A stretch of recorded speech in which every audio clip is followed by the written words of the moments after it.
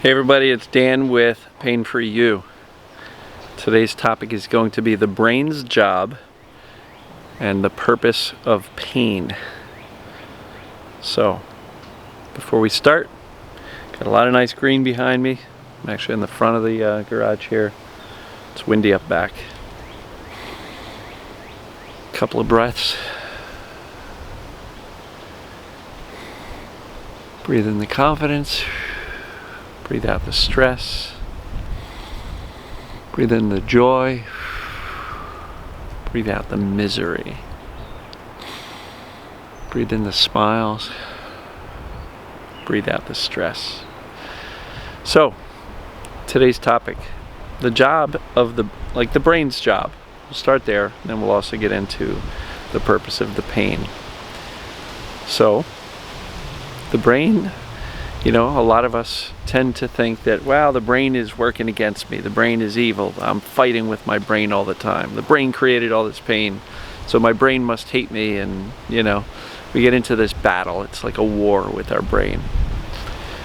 And I just really want to go back to my belief about the brain's job. The brain's job is really to keep us safe and to keep us alive, right?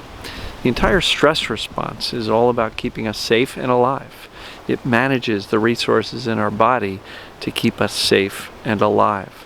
If you are out in the woods and you hear a ksh and a stick break, you get silent, you get quiet, you listen.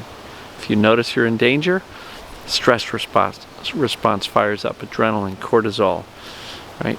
Pupils dilate, breathing quickens, heart rate quickens, blood flows to your major muscle groups, your arms, your legs. Digestion and immunity shuts down because those are not necessary to escape this bear that's going to eat you if you don't get away. So your brain just takes over and really does everything it needs to, automatically, without thought, no instructions. It just does this to keep you alive and safe. And despite how out of alignment this pain seems, the symptoms seem,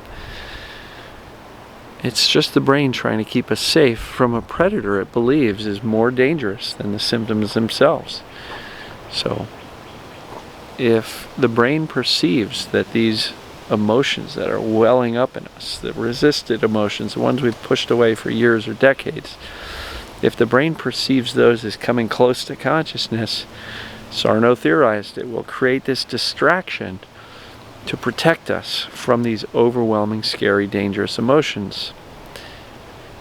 And so it creates a symptom to protect us. Now, it's a little bit maladaptive of a strategy because, in essence, it really makes our life a lot less fun. Our quality of life definitely goes down. But the brain, again, is really trying to protect us. The strategy which I like is to really teach the brain that, hey, I got this. These emotions are safe. How do we do that? By feeling them, whether it be journaling, whether it be expressive writing, whether it be verbal journaling, whether it be a feeling process. It just is an ask and answer. What emotion am I feeling? What emotion am I feeling? And the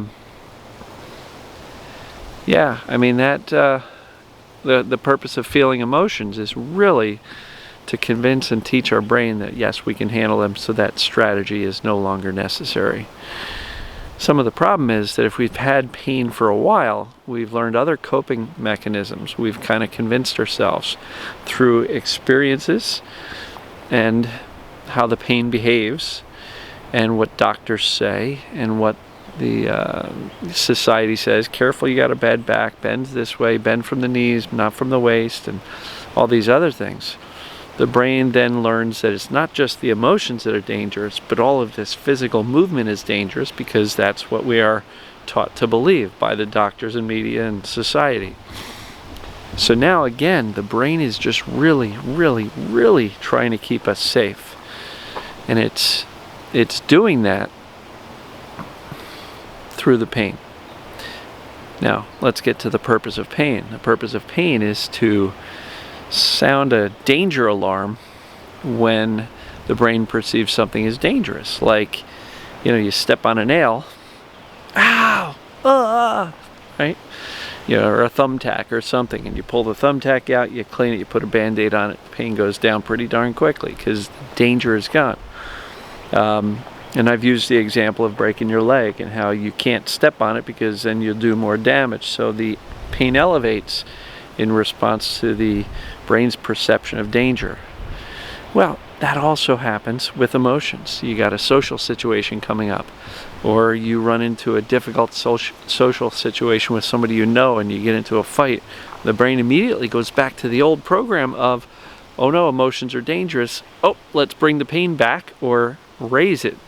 And so if you see situations like that and patterns like that, that's great because it's proof that it's TMS.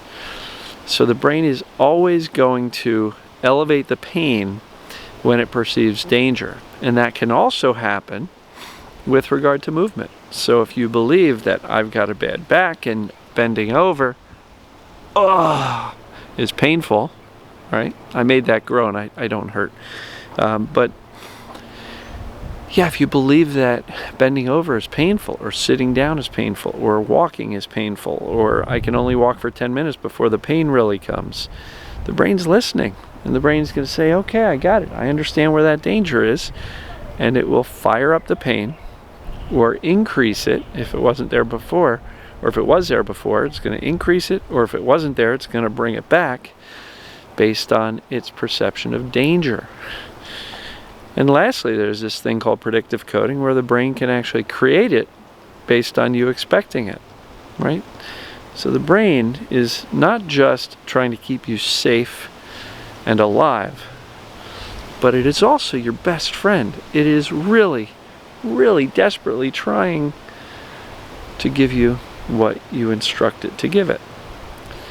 Which is why I'm constantly harping on this whole mindset thing. Shift your focus away from the pain.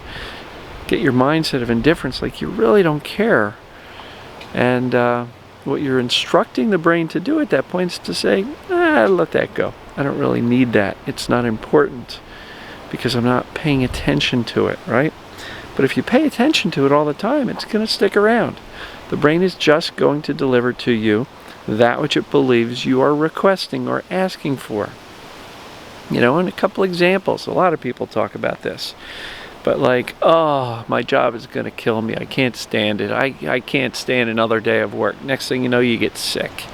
Right? Your brain's kind of delivering that to you because you're saying, I won't survive another day of work. This job sucks. I hate it. I never want to go again. And all of a sudden, next thing you know, you either get back pain or some kind of pain, or you get sick or whatever. The brain's really just listening to your instructions. So that's why I also talk a lot about awareness. You got to become aware of what you're actually telling your brain. Because if you're constantly focused on the things you don't want, the brain can't understand don't want or, get rid of or negatives. Basically, the brain is just hearing pain, pain, pain, symptom, symptom, pain, pain, symptom. And it says, really? You sure you want that? Okay, here you go. And it's just trying to deliver to you based on the instructions, and it's listening to your thoughts, and it's listening to your words and your statements and your speech, and it will give you the things that you focus on most intently. So in my opinion, it becomes really important to think about and speak about what you want and what you're becoming, more so than what you don't want and what you want to get away from. Because again, the brain's always listening, and it really is your best friend. When was the last time you said, look, brain, I don't want to fight anymore. I know you're trying to protect me and keep me safe and keep me alive. But seriously, brain, I got this.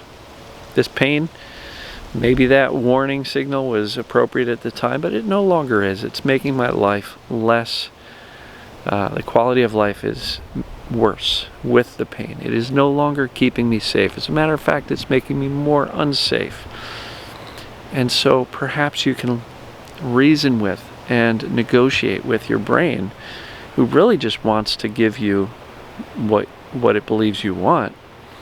And if you can say in no uncertain terms, come on brain, I don't need this pain. I am safe with these emotions, and I'm going to prove it by feeling them and showing you that I can handle them. Right? If you keep on saying, I'm terrified of the emotions, I'm terrified of this, I'm terrified of the pain, basically the brain's going to listen to that. And when you try to do the emotional discovery, you're going to have so much resistance. The brain's going to go, no, no, no, you kept telling me that's really scary, and you won't be able to get there. And if you say, I'm terrified of the pain, I wake up, it's the first thing I think of, and how bad is today going to be? The brain's going to go, really? Okay, here you go. And it's going to learn that the pain is dangerous because you are reacting to it that way, which is why I say choose your reaction. Don't freak out about it, because all that does is convince the brain that, yeah, this is really bad. And it's going to remember that. And anytime that the thought of pain comes up, it's going to go, oh no, danger, danger, and the alarm's going to go off, and pain's going to come back, or it's going to increase. So it's really important for you to become aware of what you're thinking and saying to others and yourself. If you're walking around all day long talking to your family or your friends or people around you about your pain, your brain's listening. It thinks that's the most important thing. Those neural connections are going to stay wired. So how do you get out of that? You got to really just say, look guys, I had to coach my family and friends and say, please don't ask about my pain.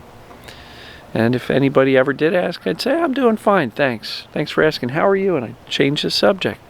Talking about your pain to everybody you see all day long doesn't get us anywhere. It just reinforces to the brain that this is really important. And if you're talking about it like, oh, it's horrible, all you're doing is reinforcing how bad and dangerous it is. And then the brain's going to say, okay, danger, pain goes up. So the purpose of your brain, or the brain's job, is to keep you safe, keep you alive, and give you what you instruct it to give you. Make sure your instructions are rock solid and what you actually want. And don't say I want to be pain-free. No, say I want to live a vibrant, physically active life. Don't even mention pain. You want an active life where you can do anything you want physically. Yeah.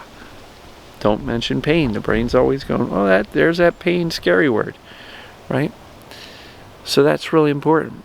And then the purpose of the pain is to signal danger. So if your words and fears and thoughts are always reinforcing the fact that there's danger in your body and it's called pain or other symptoms, the brain's going to really learn that stuff is danger, and therefore it will continue to give you the pain in response to the brain's perception of the level of danger. When the pain is really high, ask yourself, what is it that the brain is perceiving as dangerous? Is it a stressful day? Was it an argument with your partner? Was it kids driving you crazy and the internal conflict of not wanting to be mad at your kids but really being mad at your kids? What's dangerous? Perhaps it's some physical movement. Perhaps you went out for a long jog and you're finally trying to resume some physical activity, but your brain hasn't learned that that's safe yet. That's why I like the I'm good statement for any physical movement. It's like, I'm good. And also, the James Brown song, I used to sing it in my head. I feel good, na na na na na na na. I knew that I would, na na na na na na. I feel nice, na na na. You get it, right? And look, I'm having a little bit of fun here because it's important to smile. It's important to have some fun. And it's really important when you're smiling, you're convincing your brain, I'm safe, I'm good, all right? Because the brain's not going to associate smiling with danger. And the more you smile, the less danger the brain perceives, and therefore the less it needs to protect you from it with this thing called pain. So, before this video gets to be 20 minutes long, almost 15 now, the brain's job, keep you safe, alive, and give you what it believes you are asking for. Ask wisely, and then the purpose of pain is to sound the alarm when there is something dangerous. If your pain is spiking, ask yourself, what is the brain perceiving as dangerous? Is it the fear of the, and the thoughts and the fear of the pain itself? Perhaps, right?